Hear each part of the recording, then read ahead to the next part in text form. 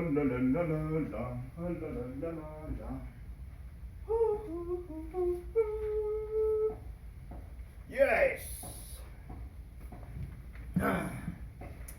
Kibanda omukulu nga bulijjo akabuliriro kabaddewo naye kirabika ndabiseeko olwaleero.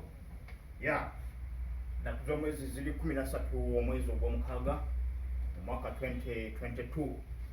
Oluyimba lwendeese baluyise Tukwebaza Patri. Tubadde twakava mu mwoyo omutukuvu ku Sunday. So kati tuli mu kiseera ky'ennyimba bwe ziti wadde sirutegeera bulungi naye byange mubimanyi bakube ekiwangi ne tutambulirawo kyekyo. Saagala kuya embiza mu tutambulirewo. Weesimbye bulungi gwe alumanyi ennyo weetereeze eyo. Gende ki ya tena neba waggulumuuko. Tukwebaza Patri Olw'omwana wo Yezu otuwadde ssebo tweyanze kitaffe. Tukwebaza Patri Olw'omwana wo Yezu otuwadde ssebo tweyanze kitaffe. Twewuunya bwogaza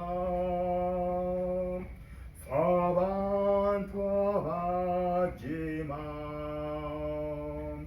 ffenno tuliisa nti n'oyo omwana wo Yezu. Tukwebaza Patri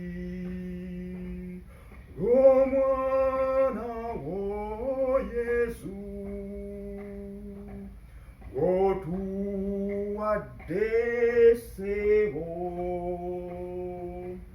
tweyanze kitaffe. Tweyanze nnyo Yezu yoyo emmere yaffe etukusa nnyini ne obulamu bujja. Tukwebaza Patri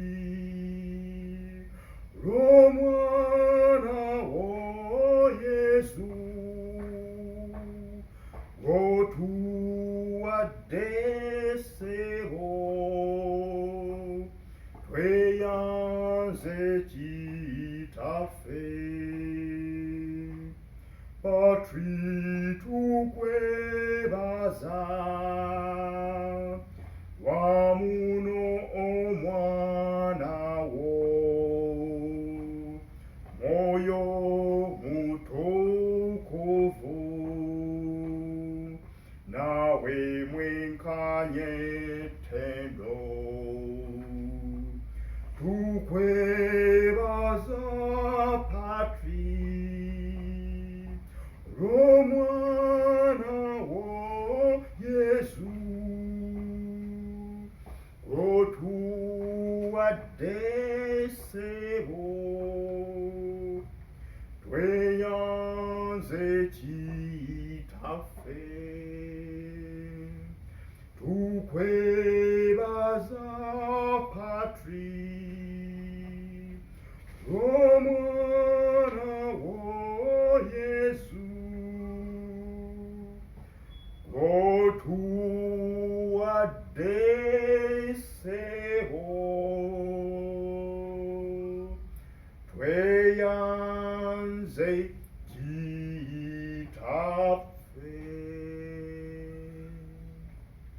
Yes.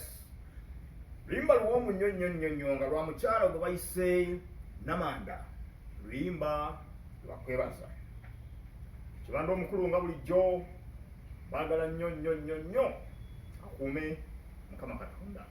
Temuvaawo.